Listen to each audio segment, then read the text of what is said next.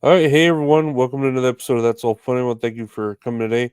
I got my guest today here, martial artist, trainer, MMA interview, and commentator, Kevin, aka KrazyKevMMA. How you doing, Kevin? Doing good, man. Doing good. Thanks so much for having me. No, man, thanks for being here. I really do appreciate it. um, no, I've been seeing your profile on your posts. You see, you've been a martial artist or in martial arts for 20 years. Yes, I have. Yep. I started when I was 5 years old, and yep, going to be hitting that 20-year mark right up in October. So, yep. I'm about to say, dang, you seem pretty young. Like, what inspired you to really start like that young? Because I know back then, I mean, when I was a kid, all there was just like karate. I don't remember there being jujitsu or Brazilian this or So, what really got you going into it? Basically, there was a Tiger Showman commercial out there one day, and I would just all the time, whenever it would come on, I would just immediately jump up off the couch and just try and mimic exactly what they were doing. And yeah, so just basically at the end of the commercial, they would always be like 1-800 the Tiger. I'd always get like a notebook out, I'd write it down. I just wanted to do it, and to this day, I've actually never been to a Tiger Showman, but yeah, there was these guys that were doing a martial arts show at a local event by my house, and they handed me a free class card. I ended up doing it. And yeah, 20 years later, that's still my teacher to this day. That's the first guy that taught my class. And it's a guy that basically taught me everything. So that's kind of been my inspiration, kind of how I got going into martial arts. Yeah. Oh no, that's great. And is that you're saying that style, is that a specific style, or do you know like a little bit of everything as far as like because I know there's like, I mean, it's not like tiger style or crane style, I'm sure, but like jujitsu and all that. Is there a particular style you're trained in? Yeah. So Taekwondo, that is basically the style that I'm training in. That's more of like a kicking based style. It's very similar to Tang Sudo as well too, which I know a little bit of as well too. So yeah, that's basically the style that I train in, Taekwondo. Okay, cool. And have you ever fought professionally or cared to or? I've never looked into fighting professionally or even amateurly, just simply due to just the pay and just simply due to also like what it does to your body. I mean, I've never fought before, and I've been through like tons of different injuries with like my shoulders and like my legs and all different sorts of stuff. Where like if I'm getting into a real fight, man, I mean, it's gonna be just as worse or if not the same, and then. You got to pay for the medical bills, all that 9 yards. And I never really had Mhm. aspirations to go to the UFC. I mean, I'd rather be like doing what I'm doing with like interviews, or like if I was to fight, it would be like a celebrity matchup for maybe like the right pay or something like that.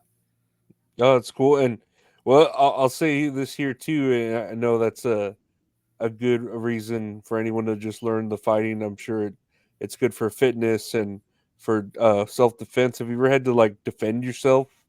Like, has that ever happened out in the real world? Self defense. Luckily not. I mean, I was actually like, kind of like what you mentioned. I was kind of in like I wouldn't even say, it wasn't even a long time ago, but like when I was in like probably like elementary school, middle school, even like high school, like martial arts was still kind of unknown yet because like, the UFC hasn't really taken off as much yet. So like Mhm. there'd be a lot of kids that would just think like, since I'm a black belt and everything, that I would just be like doing all sorts of like backflips and all sorts of insane stuff like during the fight that like, ninjas do. And yeah, they just kind of basically wouldn't mess with me, even though they would be a lot bigger and stronger than me. Like, and I wasn't exactly that guy that was like trying to start anything or anything like that, anyways. But there was also I kind of had that thing about me too, like that guy's a black belt, like he might like jump off this locker and kick you in the head and like do all sorts of nutty stuff, and like I would know in my mind that I wouldn't be doing that, but I also wouldn't be like openly saying like that's not true, you know what I mean? So that's kind of how it was in school. Yeah, just hey, I win, but don't mess with me. Yeah, exactly. That's kind of That's just how I funny. kept it. No, so as far as your channel goes, and on your Twitter, I see you interview for the channel you have, Crazy Kev MMA, Crazy with a K, on YouTube and TikTok. Sort of like a potpourri of different MMA fighters, from different promotions. It doesn't matter if they're male or female. Um, how does it feel to like interview these? I would say like modern day gladiators. You know, is it intimidating? I know you're are trained in the style, so I'm not sure if it is, but is it does it give you that feeling? You know? Oh yeah, yeah, absolutely. I mean, every single time I do it, it's always surreal, no matter the level. If they're amateurs, grapplers, I mean, professionals. I mean, I would say it's really surreal. Like once they join the room, it's like I would say that's when I get the most nervous and just like like it's like wow, they're there, and like some of these guys will be like a week after they just fought, or like it's fight week, so like I'm gonna be like watching them on TV like in a couple days. So like it's definitely kind of like wild to think about, and like no matter the level, I'm always so like grateful and stuff that kind of like you mentioned, like I don't, I'll have anybody on if they're an amateur, if they're a woman, if they're a male, whoever. I mean, if they're willing to talk to me and they do MMA, I mean, let's come on the show, let's talk. And yeah, it's been a great vibe, and I've truly been loving it, honestly. And like I said, every single person that comes on, I'm always like, once it ends, it's like, wow, like I just did that. I just talked to that person, and it's always awesome. I would say the coolest thing about it to me though is when I post the thumbnail up on Instagram and then they do like the collaboration post. Once they do that, that's like my favorite thing. That's like, oh man, they definitely enjoyed it. Where the fact that they're willing to like collab post it. No, it's great. No, I know I've had that feeling too, where you just meet someone and it's like, wow, thank you for the time.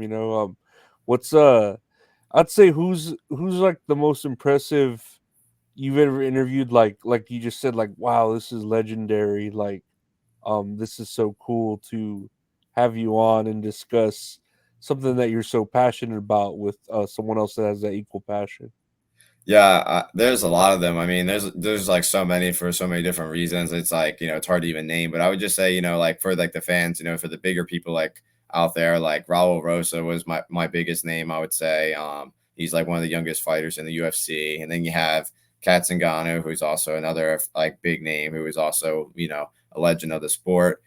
Then you have like guys like Tim Crater, who's like a coach of like Dustin Poirier, who just had a big fight over the weekend, and like there's just a lot of different people for a lot of different reasons. Like I had a couple different amateur guys from Australia, which is really cool because I was their first ever American interview. And a lot of these guys are going to be probably some pretty big names one day in the UFC. And even if they're not in the UFC, they're going to be big names in MMA. So just the fact that like I'm a part of their journey and being like one of the first guys is like, it's an honor to me as well too, because especially because I didn't even notice that until one of the guys actually told me afterwards, because he kept asking me for the interview and asking me, and then he just realized that it was like the first ever American one, and he just really wanted to get his name out there. So yeah, like I said, there's so many different ones, but at the end of the day, like I said, I don't care if you have 1,000 followers or 100,000 followers. If you're willing to talk to me and you do MMA or whatever, I'm always appreciative, no doubt about it. No, yeah, and it speaks in the well, you're trained in it too, so you're passionate about it yourself. Absolutely. It shows. Um, and I was gonna ask that too. I don't know if you just answered that. Who's someone that you spoke to that maybe was like a rookie or real green, but you could tell like had that fire behind their eyes, and you're like, man, this person's gonna be something.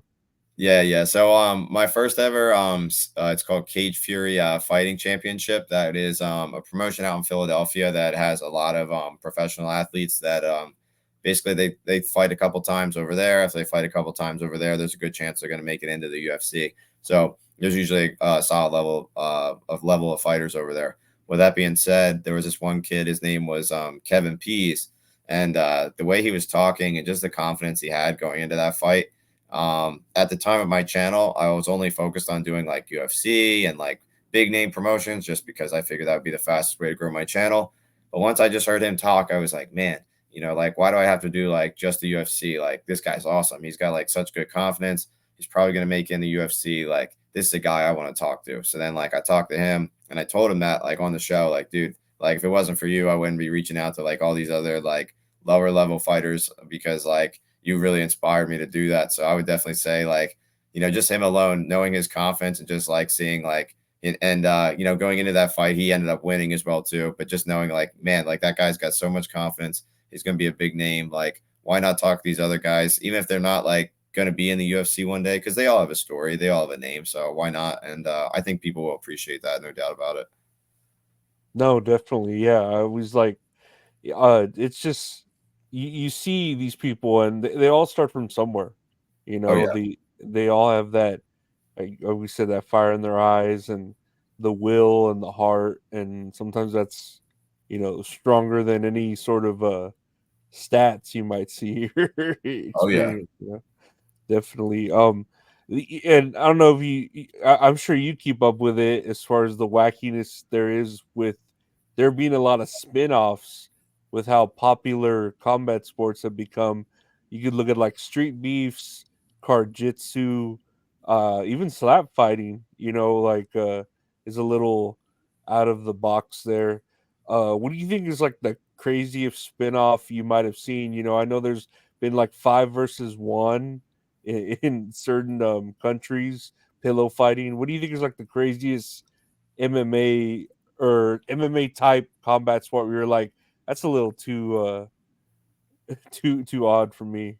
I wouldn't say it's odd, but it's just like sometimes it gets hard for me to watch, but I do like enjoy it. Like I said, but sometimes some of the fights get pretty brutal. It's called King of the Streets, and it's kind of what the name sounds like. It's basically you're fighting and like it's like all rules kind of go in that. Like I've seen people get like headbutted, knocked out to sleep in that stuff, and like stomped to death basically in those kinds of fights. And like I said, it gets kind of hard to watch sometimes, but I mean sometimes those guys definitely have like some really exciting fights. So like I weirdly watch it, but I'm also at the same time kind of cringing, like, oh my gosh, like this is really happening, and like this is a thing. But I would say King of the Streets is definitely one. I forget what it was called, but I was talking to another guy from Australia. His name is Benny P. He's another reporter, and it was like a medieval fighting where like people were literally in like like those costumes, and they had like a shield, and the guy like knocked him out, like beating him to death with his shield, and I'm like, what is going on? Like I hope they got paid well for that, but I know they didn't. But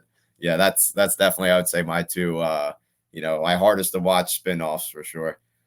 Yeah, yeah, and I get it with the big boom of popularity that UFC has been seeing, but yeah, some of it's like you said, a little too cringy and like I don't know about this. It's Oh yeah. what's and I know you've been training for so long, and you should or you already kind of know you could kind of coach someone or look at that and be like, "Oh, this is a weakness, this is a strength." Off of someone's stats or the way they move. What do you believe is like the most important attribute in sort of like an MMA set fight? Would it be speed, strength, technique, heart? I don't know. What do you think benefits a person the most? I would probably say cardio would probably benefit somebody the best, in my opinion.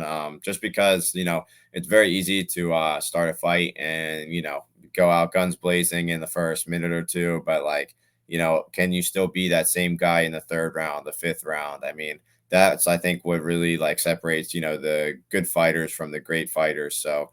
In my opinion, it would definitely be that. And if I had to have a close second one, it would probably be mindset for sure. I mean, like I was kind of mentioning back with cardio, I mean, it's really easy to be fighting and winning the fight. But I mean, man, when you're on the back foot and you're taking a lot of shots and then, or even you're lost a fight and you have to bounce back and win, I mean, you just need that strong mindset as well, too. So I would definitely say, cardio and mindset, they kind of go, hand in hand. But if I really had to pick, I would say cardio for sure.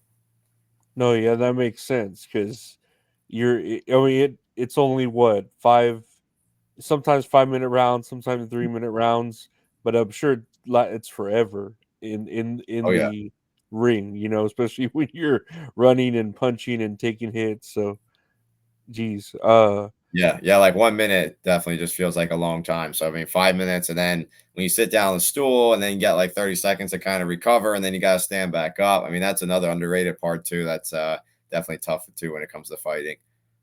oh man, um, what do you say to anyone? And I don't know, everyone's more accepting of the sport now, but I know sort of at the beginning when of its popularity, everyone was against the combat sport and how brutal and dangerous it might be. What would you say to anyone like even right now that would think, "Oh, this is still too like Neanderthal," or it's not a good thing because it's unsafe? What would you say to someone who's against like combat sports in general? I would just say, that they just have to get out there and they just have to try it beforehand. I mean, like I said, I mean, there's people that feel that way. They just definitely haven't done martial arts before. I mean, it's definitely good for you, and just unfortunately, just the way the world is nowadays. I mean, you should just have at least a minimal background in martial arts, and even if it's not for defending yourself, it's just good to have like for your mental aspect, like we were just mentioning, and then just also like for your body. I mean, it's good to just get out there and just like work out and just challenge yourself because like when you have that guy in front of you, like if it's like a teacher or whoever that guy is in front of you that's like pushing you to your limits, and like you have a bunch of other people around you that's also doing the same thing, that's like a camaraderie that like you're not going to feel in any other sport. And especially because MMA or any of these other martial arts, it's all an individual sport at the end of the day, but it is really cool to watch yourself grow as a team. So like I said, I think those people that still feel that way, I just think they simply haven't trained. And I think that, once you get out there and, you do it once or twice, I think you'd kind of change your mindset up a little bit because, at the end of the day, it is a sport. It is, these guys aren't doing it to, kill each other. They're going out there, they're going out there to put on a show for the fans, and they're going out there because it's a martial art. No, yeah, definitely. I know, and I never took martial arts as a kid. It was more like other sports like t-ball and stuff like that. But there's definitely like a discipline to it that you learn. I don't know. It almost like it almost teaches you and humbles you and out of respect, and a Oh, yeah. camaraderie, like you said. Oh yeah, yeah, no, 100%. And the discipline aspect is definitely a lot of the reasons why you get a lot of the kids that come into the classes and stuff. And I definitely think it will definitely change your life if you're consistent with it for at least 6 months. Even if you don't stick to martial arts, it's not your thing. 6 months to a year of consistent martial arts, it will definitely change you for the better, no doubt about it. Hmm. No, for sure. Um, and here's just a what if sort of scenario. What if you were to go out to the big fight, like you're fighting in the main event, right? I'm saying, what what would your entrance song be? What song would you, if you're had that, like, man, I know exactly what song I would come out to. What song would that be?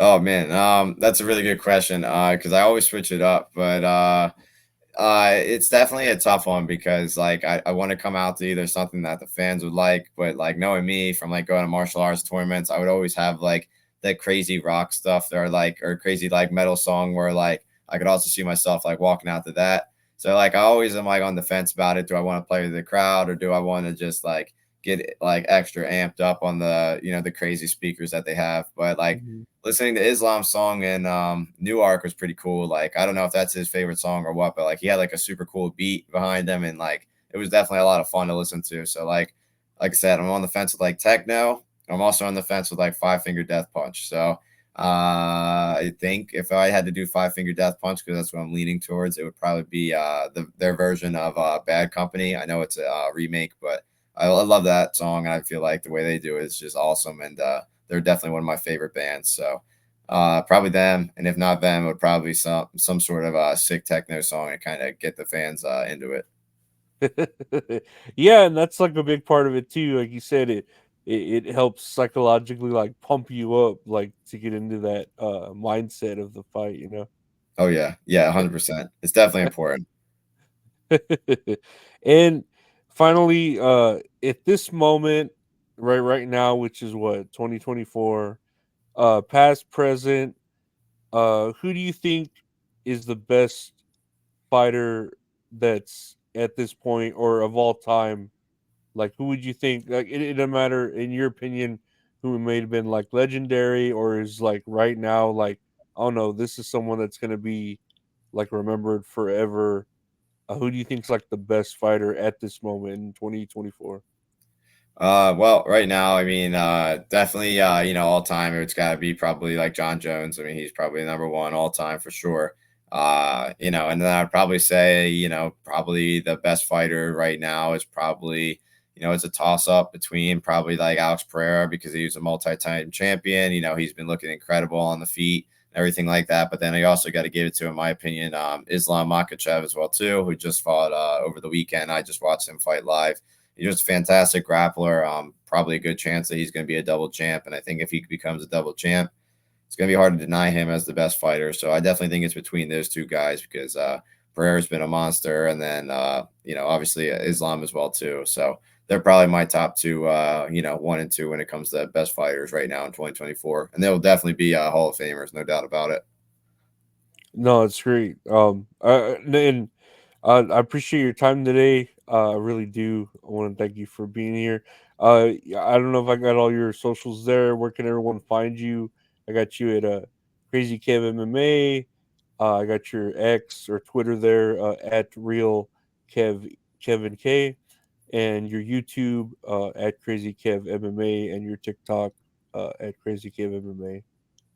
Yeah, man. Yeah, no, looks like you got everything covered. I mean, thank you so much for having me on, man. And yeah, it's been an honor. So thank you so much. No, thank you for coming on. Definitely, we'll do some more stuff. I really enjoy. It's cool to have someone with the insight. I'm sort of just watching, and I like watching knockout video compilations. That's about as There you much as go. I know to the sport. So I appreciate your insight and your time today. And yeah, I hope nothing but success for you. Like in what you continue to do. I appreciate it. Yeah, thank you. Thank you. You as well. I mean, keep up the hard work. And yeah, like I said, we'll collab again. And yeah, thank you again for your time as well, too. No, thank you. And yeah, thank for everyone listening. We'll see you next time. Everyone take care. Bye. Alrighty. Let's go.